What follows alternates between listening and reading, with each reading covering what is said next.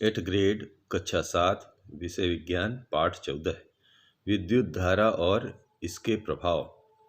तो पहला प्रश्न है, दिए गए विद्युत परिपथ में यदि बल्ब का तंतु टूट जाए तो बल्ब दीप्त होगा या नहीं, कारण बताना है। तो ये एक चित्र बना है, इसमें एक ये बल्ब दर्शाए, बस लिख देना है इसमें कि दर्शाए गए विद्युत परिपथ में यदि बल्ब का तंतु टूट जाए तो परिपथ पूर्ण नहीं होगा और बल्ब दीप्त नहीं होगा। दूसरा प्रश्न ये दिखाया है कि विद्युत फ्यूज बनाने के लिए किस धातु का तार उपयोग किया जाता है और क्यों। तो इसका आंसर इस तरह देना है कि विद्युत फ्यूज बनाने के लिए कुछ विशेष पदार्थों के बने तारों का उपयोग किया जाता है। उदाहरण इस्पात ऊर्ण, जिसको इस्पात स्टील वूल भी कहते हैं, कि जब परिपथ में अधिक विद्युत धारा प्रवाहित होती है तो ये पिघल जाते हैं और परिपथ की क्षति या संभावित आग से बचाव हो जाता है। और अगला प्रश्न है, विद्युत धारा का तापीय प्रभाव किसे कहते हैं। दो साधित्रों के नाम लिखिए जिसमें विद्युत धारा के तापीय प्रभाव का उपयोग होता है।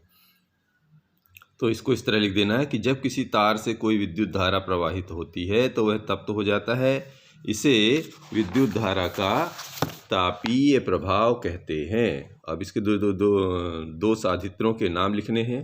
क्या क्या है, एक तो खाना पकाने में उपयोग आने वाला विद्युत हीटर और दूसरा विद्युत इस्त्री, जिसको हम इलेक्ट्रिक प्रेस कहते हैं। तो अगला प्रश्न है कि विद्युत धारा के चुंबकीय प्रभाव से आप क्या समझते हैं, कि एक उदाहरण देना है। तो जब किसी तार से विद्युत धारा प्रवाहित होती है तो वह चुंबक की भांति व्यवहार करता है, इसे विद्युत धारा का चुंबकीय प्रभाव कहते हैं। उदाहरण विद्युत घंटी। अगला प्रश्न है कि ये एक चित्र बनाया गया है, इसमें दो स्थितियां दर्शाई गई हैं कि जब स्विच ऑफ स्थिति में हो तो क्या कोई बल्ब दीप्त होगा। दूसरा प्रश्न ये इसमें ये कह रहा है कि जब स्विच ऑन की स्थिति में लाते हैं तो बल्बों ए बी व सी के दीप्त होने का क्रम क्या होगा। तो पहले में लिख लेना है कि जब स्विच ऑफ स्थिति में है तो कोई बल्ब दीप्त नहीं होगा, और जब बी कंडीशन आती है कि जब स्विच ऑन स्थिति में लाते हैं तो बल्बों के दीप्त होने का क्रम क्रमशः सी, बी और ए होगा। अगला प्रश्न लेते हैं कि विद्युत चुंबक का उपयोग किसी कचरे के ढेर से प्लास्टिक को पृथक करने में किस प्रकार किया जा सकता है। तो किसी कचरे के ढेर में प्लास्टिक के चुंबकीय पदार्थ यदि मिश्रित हैं तो विद्युत चुंबक की सहायता से चुंबकीय पदार्थ अलग निकाल लेते हैं और इस प्रकार प्लास्टिक अलग बच जाता है। जब किसी तार से विद्युत धारा प्रवाहित करने के लिए स्विच ऑन किया जाता है तो तार के निकट रखी चुंबकीय सुई अपनी उत्तर दक्षिण दिशा से स्थिति से विक्षेपित हो जाती है, क्यों, कारण बताना है। तो जी लिखना है इसमें कि जब किसी तार से विद्युत को प्रवाहित करने के लिए स्विच ऑन किया जाता है तो तार के निकट रखी चुंबकीय सुई विद्युत धारा के चुंबकीय प्रभाव के कारण अपनी उत्तर दक्षिण स्थिति से विक्षेपित हो जाती है। अगला प्रश्न है, साधारण विद्युत बल्बों के स्थान पर एलईडी बल्ब का उपयोग क्यों किया जाना चाहिए। तो इसमें लिख देना है कि साधारण विद्युत बल्बों की तुलना में एलईडी बल्ब विद्युत का कम उपयोग करते हैं। इस प्रकार एलईडी बल्ब बहुत ही विद्युत दक्ष हैं, इस कारण एलईडी बल्ब का उपयोग करना चाहिए। अगला प्रश्न लीजिए कि इसमें लिखा है विद्युत परिपथ में उपयोग होने वाले निम्न अवयवों को किस प्रतीक द्वारा प्रदर्शित करेंगे।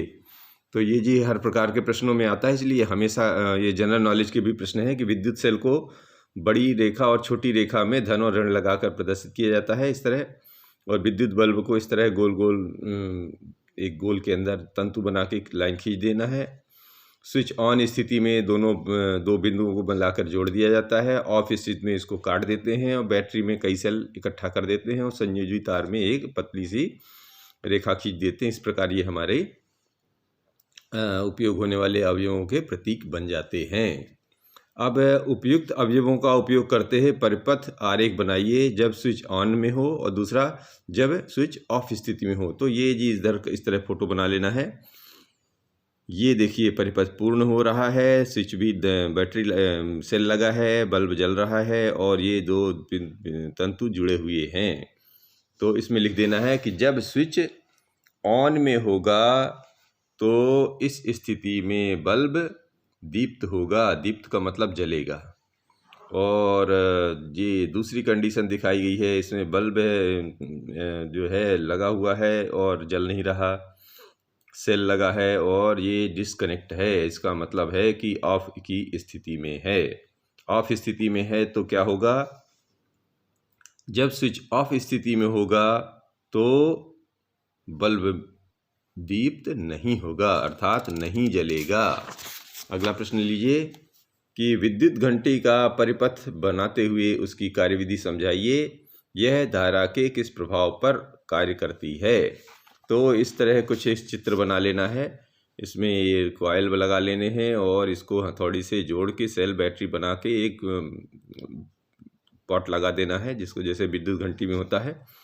और इस तरह ये विद्युत घंटी का चित्र तैयार हो जाता है। अब इसमें लिखना क्या है, इसमें लोहे के टुकड़े पर तांबे के तार की कुंडली लिपटी होती है। विद्युत चुंबक के निकट लोहे की एक पत्ती लगी होती है जिसके एक सिरे से हथौड़ा जुड़ा होता है। लोहे की पत्ती के समीप एक संपर्क पेंच होता है। जब लोहे की पत्ती इस पेंच के संपर्क में आती है तो परिपथ पूरा हो जाता है तथा कुंडली से विद्युत धारा प्रवाहित होती है, जिससे वह विद्युत चुंबक बन जाती है। तब यह लोहे की पत्ती को अपनी ओर खींचती है और हथौड़ा घंटी से टकराता है और ध्वनि उत्पन्न होती है। और यह विद्युत धारा के विद्युत चुंबकीय प्रभाव पर कार्य करती है। धन्यवाद।